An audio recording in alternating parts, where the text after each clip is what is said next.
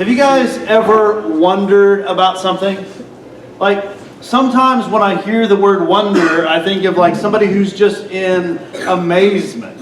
Like, have you ever seen one of those light displays that just take your breath away? Like, it's pumping to the music, everything is going crazy. It's not like gun-ho, just crazy nuts. It's just like it's done with class and it's done with excellence, and you're just like, whoa. Like, I think that sometimes we think of wonder that way, and sometimes those kind of displays will leave you in wonder, kind of thinking like, how did they do that? Like, how did they put these pieces together? How did they find time to put these pieces together? How did they afford to put these pieces together? Like, and you're just asking questions, and you're like, your knowledge is probing. And then there's other times you look at somebody's display and you wonder, what in the world were they thinking? Why would they do that? And what I want to challenge you with today as we take a look at Luke chapter 2 and the story of Mary, or excuse me, Luke chapter 1, the story of Mary, is that sometimes wonder causes you to lean in because you want more information. And sometimes wonder makes you lean out and you're like, ugh. And so what makes the difference, and what difference does that make for you and I? And so I think that there's always things that make us wonder. You may wonder, like, just having had Thanksgiving with some family and somebody brought in a great dish and you're like, wow, I wonder how they made that. And other times you're like, wow, I wonder why they made that. Maybe you brought the dish, I don't know. Right, but wonder has a way of doing that. So we're going to go to Luke chapter 1, verse 27, and we're going to start to look at this story. It's a classic story, but hopefully we can find maybe a bit of fresh air in what we're going to be reading. It says, starting in verse 26, in the 6th month, the angel Gabriel was sent from God to a city of Galilee named Nazareth, to a virgin betrothed to a man whose name was Joseph of the house of David. And the virgin's name was Mary. And he came to her and he said, greetings, O favored one, the Lord is with you. I wonder which wonder she had. Some scholars think that she was probably just a young teenager at this point in time. Betrothed, promised to be married, but not yet married. And so this young woman is approached by an angel. Have you ever seen an angel? And some of you, maybe you have, and I think probably all of us have been approached by angels wearing garments not of white and these big flowing wings, but they're really God's angels in disguise, sent to protect us or to provide for us in miraculous ways. But in this moment, this young lady, like, I can imagine what it's like, because if somebody were just to walk in the room when she's doing a project, she's probably going to stand up straight and scream a little. But now it's an angel, and listen to these words again. Greetings, O favored one. How many of you approach your teenage daughter that way? Oh, greetings, O favored one. Good morning, favored one. Like, that's just weird. The Lord is with you. And listen to her response in verse 29. But she was greatly troubled. Yeah, she was greatly troubled. I don't know that you can put enough exclamation marks behind this. I don't know that you can bold type this enough that it's going to stand out. She was greatly troubled. Yes, there's an angel appearing to her. Greetings, O favored one, the Lord is with you. And then it says, after this powerful word, and, you see it there, that word and? She tried to discern what sort of greeting this might be. She tried to discern. Other translations, such as the Message, they say it this way. She was thoroughly shaken and she wondered what was behind the greeting. Dude, I wonder what's up. Like who is this? Is this really an angel? Like, what does this angel really mean? Like, I am a favored one. What's he trying to say? The Lord is with me. Like, I can't even comprehend. What does that mean? And so she is left wondering. And what we see with Mary is that she leans in. How do we know that? We know that because she asks questions. Now, the Greek word for wondering is kind of an accounting word. It means to take an audit of something, right? You're going in to examine it in detail.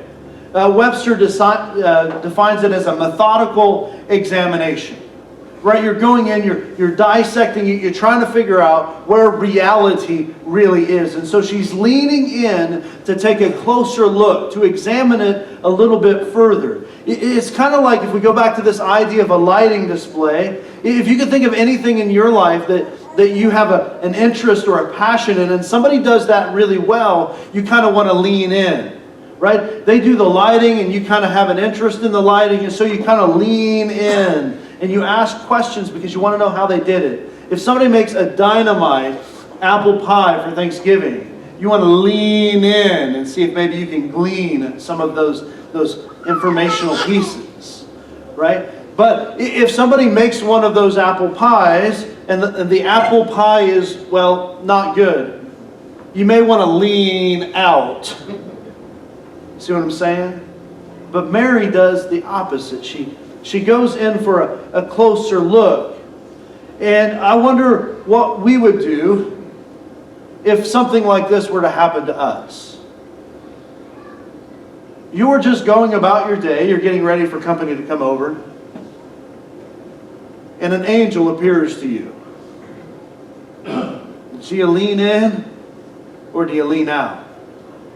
Do you want to know more or do you want to run for cover? I'm guessing that most of us, we respond with skepticism. Right? Like, somebody's been drinking too much eggnog. I think Grandma's about to go. Right? This thing is not looking good. And so you may want to just kind of stand back, but you also may want to know, like, what's going on with this situation? And so how do you move from skeptic to faithful, from skepticism to one who acts and moves in faith? And I think that there's probably only two things that really allow for this transition to happen from skeptic to faithful. One of those is experience, right? Sometimes you and I, we've done something long enough, we've done it thoroughly enough, that when we see it, we're not caught off guard as much. I mean, sure, it is probably going to be one of those things that even with experience, you're probably not going to have that kind of an experience.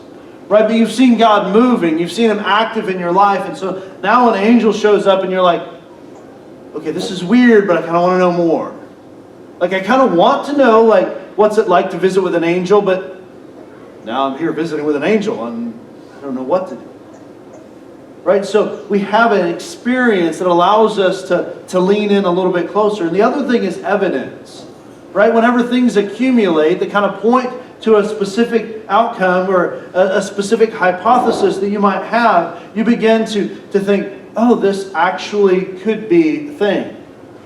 Like, this could be a reality. Things are adding up, and there's not near enough evidence pointing the other direction. And so there's got to be some sort of validity to what's going on here. And so by asking questions, guess what this does? This creates evidence for Mary.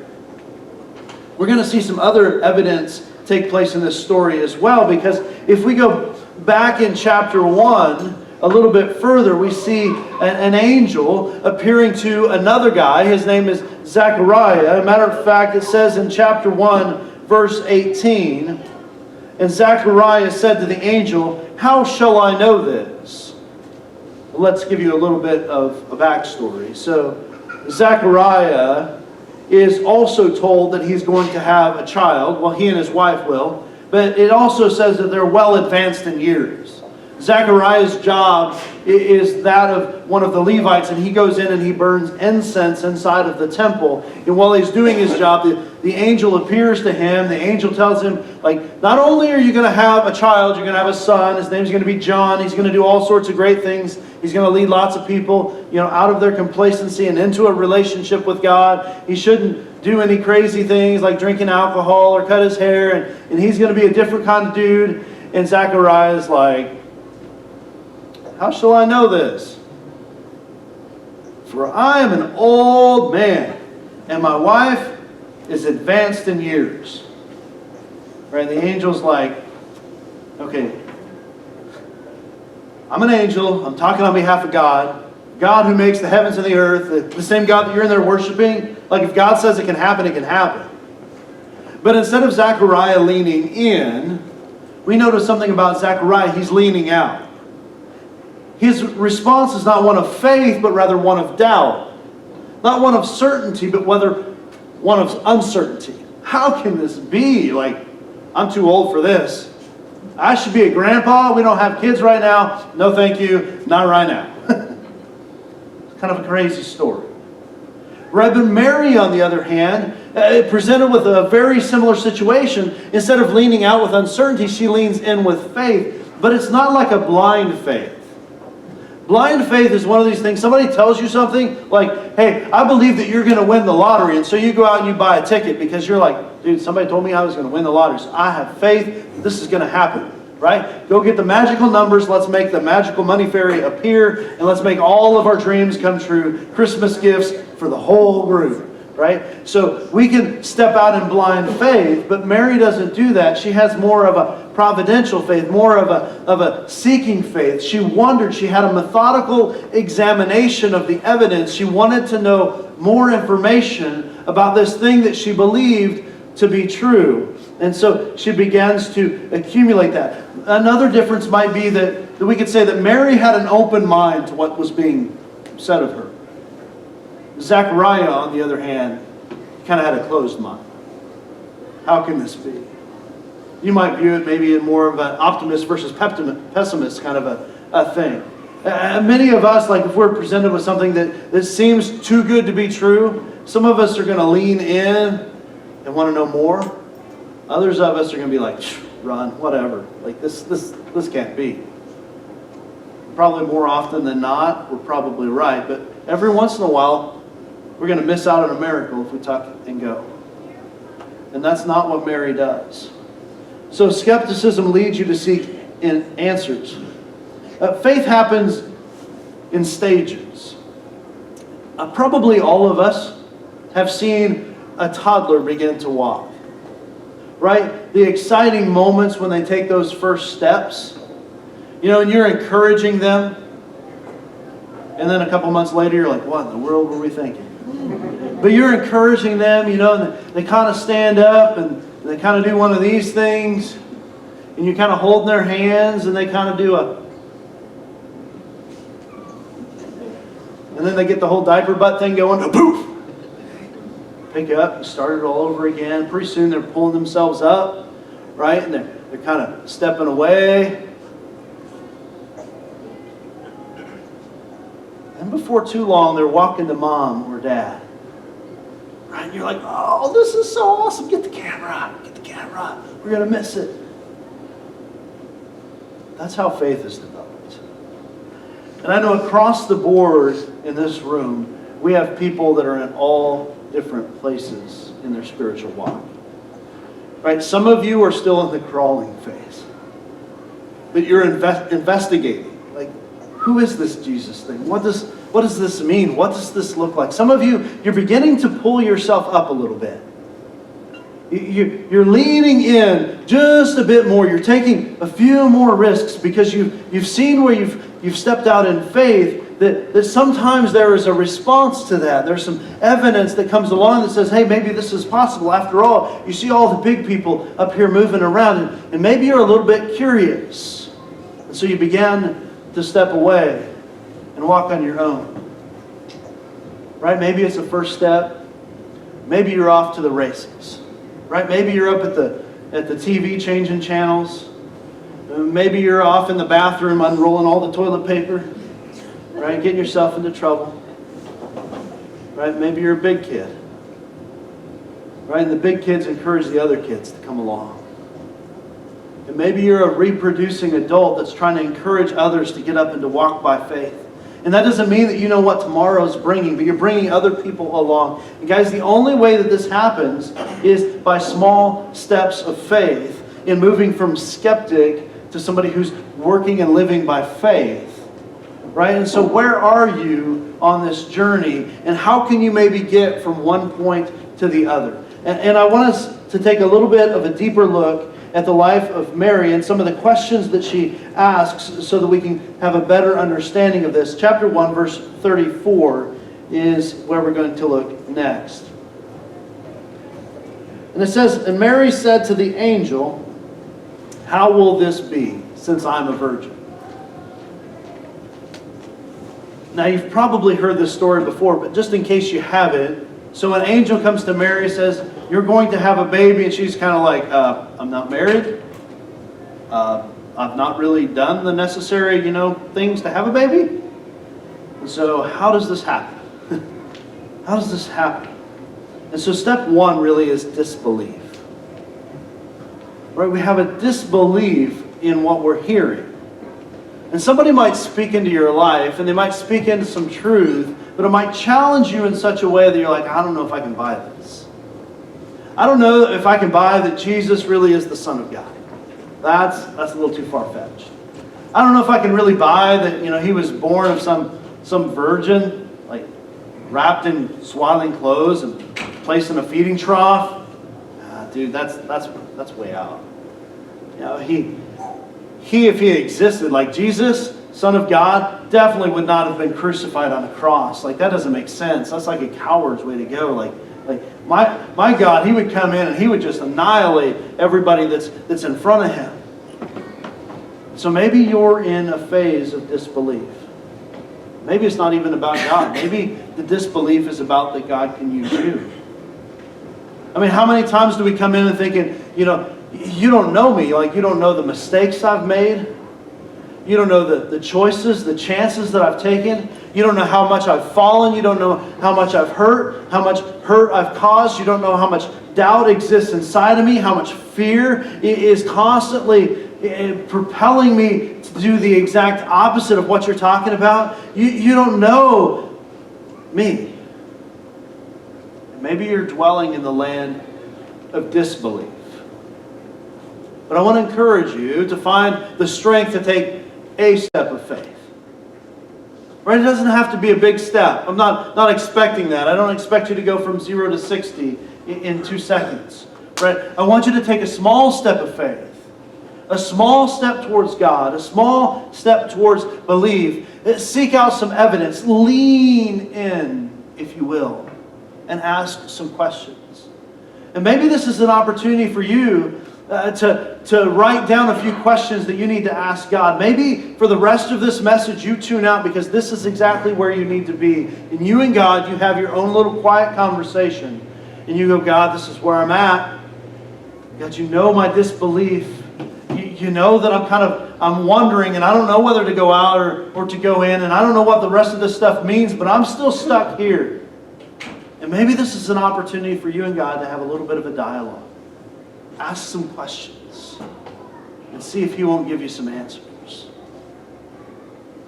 Stage 2 is found in verse 38. "And Mary said, 'Behold, I am the servant of the Lord. Let it be to me according to your word.' Behold, I am a servant of the Lord." This is an act of the will. Right? It's not necessarily belief in what is going on. It's not that she understands or that she appreciates or that she doesn't have questions. She just knows that God is in control. And so God has done something powerful in her life. And she's like, "All right, I'm a servant of the Lord's. So whatever you want me to do, I'm in. I don't get it, don't understand it, like this just blows my mind, but because, God, you're in it, I'm going to take a step of faith." And I wonder for those of us who are here today, how many of us are in this category where we simply need to submit? God has been challenging you to do something. How do I know? Because whenever you open up your Bibles and you begin to read, you see something that scares you and you're like, "I can't possibly do that." Right? You gather around with some of your friends, especially the faithful ones from the church, though I believe God can speak through non-Christians as well. And they're speaking into your life and they're challenging you and you're thinking, "Okay, I should be doing this, but that's too far out there. That's too big of a step. I can't possibly do that. God, this is crazy. This is crazy." Why would I give up everything I've got to go chase after that? God, why would I do? I have way too many questions. Way too many concerns. And maybe the concerns are about yourself. Right? I don't know enough. I don't have enough experience. I'm not old enough. Maybe I'm too old. Where are you at? I want to challenge you to lean in with a posture of submission. With a posture of submission that can simply allow your will to be converted to His. So you know that passage that says, not my will, but yours be done? Like maybe we could actually take some steps to mean that. We act in faith accordance to what we've been challenged to do. And so I want to encourage you to do that. And submission is based on trust and obedience. Right? You trust God and you do what He says. It's not always based upon understanding things. And I wonder for you and I, are we willing to obey God even when we don't get it? Think to yourself that question. Am I willing to obey God even when I don't understand what He's asking me to do? Maybe even when I don't like what He wants me to do. For those of us who are parents or who've been around kids, we understand that sometimes as a parent, you have to throw out one of these zingers like, hey, would you go do this? I don't want to. Well, I don't care what you want to do. Like, go do it. Am I the only one? I wonder if God doesn't have that with us. It's like, hey, would you go do this? I don't get it. I don't understand it. Like, there's got to be somebody else. God's like, I don't care what you think. Like just go do it. Go do it. Trust me. Trust me and obey. Trust me and obey. Just submit. Just for once, maybe kind of pretend like I know what I'm talking about. And go do it. So maybe for some of us, we're there in step 2. We've already passed this disbelief. We've already passed this wondering if God is true and whether Jesus is the Son of God. And we've got that part, but we're still kind of struggling with the whole obedience part. We're still struggling with the what exactly does this mean? Or maybe I don't really want to do that. I don't feel like doing that. And we need to still step in faith. And stage 3 is found in verses 46 through 47 on the next page. So 46 through 47, it begins this prayer or this song of Mary in response to everything.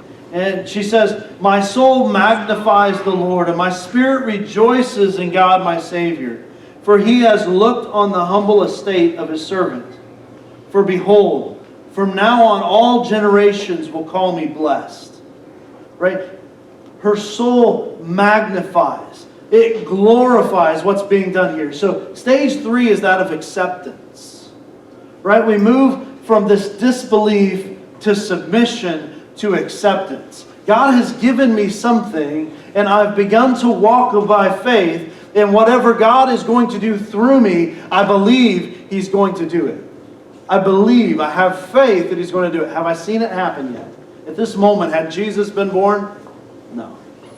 At this moment, did the shepherds come in from the fields? Did the angels watch over the flocks by night? The wise men come from the far east? None of that. It was simply an angel had appeared to her. Right? And she had heard that her cousin, Elizabeth, was going to have a child. Elizabeth being Zachariah's wife. Right? And so in her response, she is moved out of this idea of submission to maybe a posture of acceptance, of praise for what God is yet to do, because her belief is that strong. Do you see Jesus as Lord? Or do you see Him more as a spiritual advisor? Think about that question for a moment. Lord means that somebody's in charge of something. And specifically, He's in charge of us. If we accept Him as Lord of our life, not just Savior, but Lord, He's in charge of. And so we move from disbelief, right, to submission towards acceptance of what's going on. And if Jesus is Lord of our life, then we should be able to submit, to trust and obey, and to respond in glory, in praise.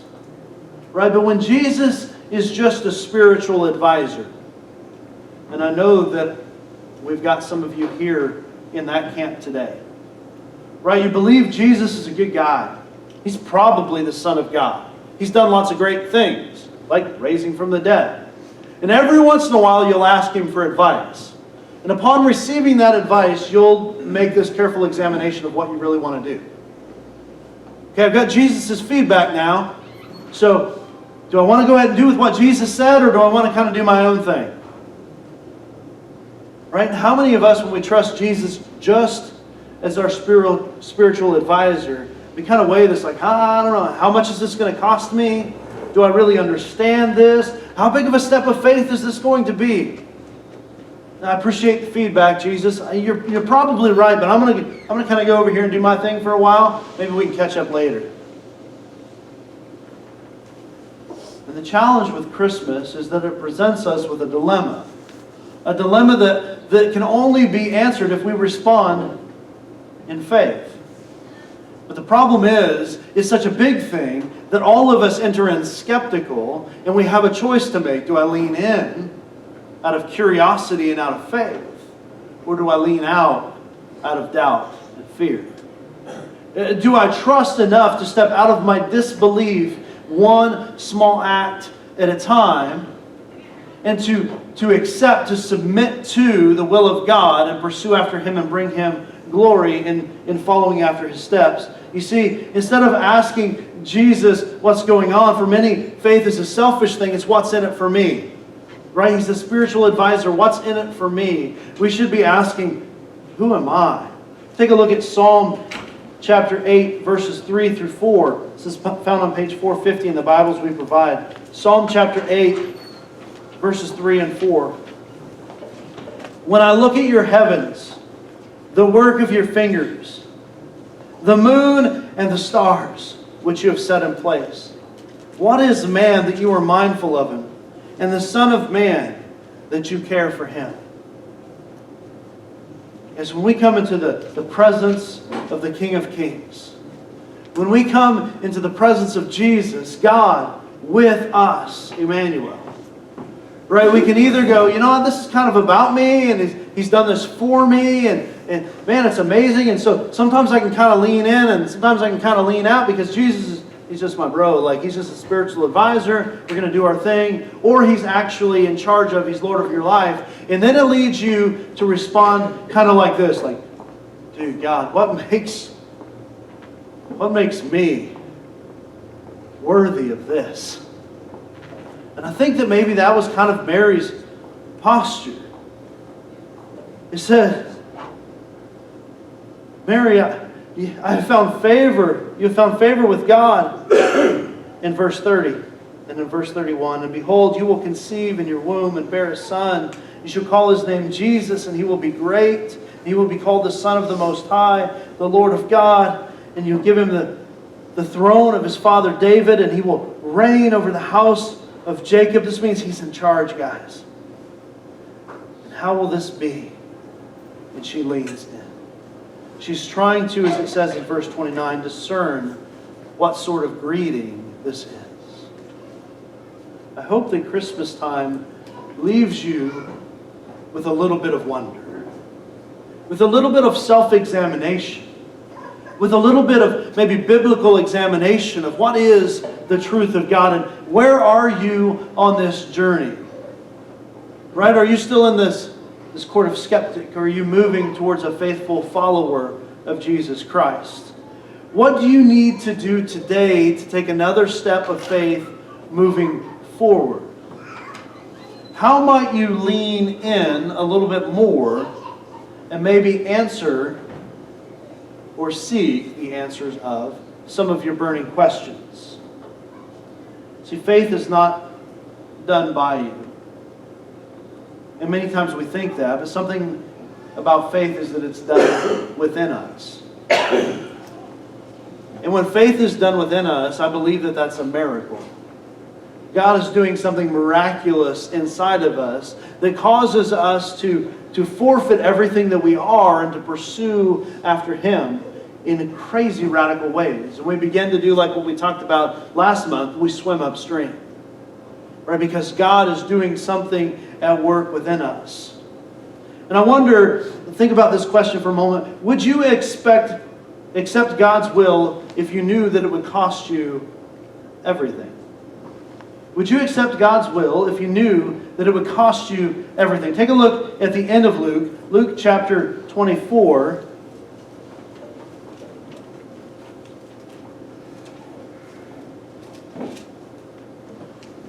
Luke chapter 24, verses 1 through 10.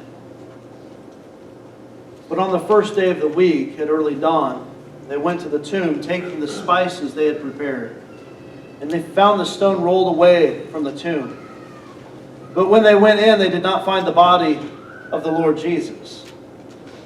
While they were perplexed about this, behold, two men stood by them in dazzling apparel. And as they were frightened and bowed their faces to the ground, the men said to them, "Why do you seek the living among the dead? He is not here, but He is risen. Remember how He told you while He was still in Galilee that the Son of Man must be delivered into the hands of sinful men and be crucified and on the third day rise?" And they remembered His words. And returning from the tomb, they told all these things to the 11 and all the rest.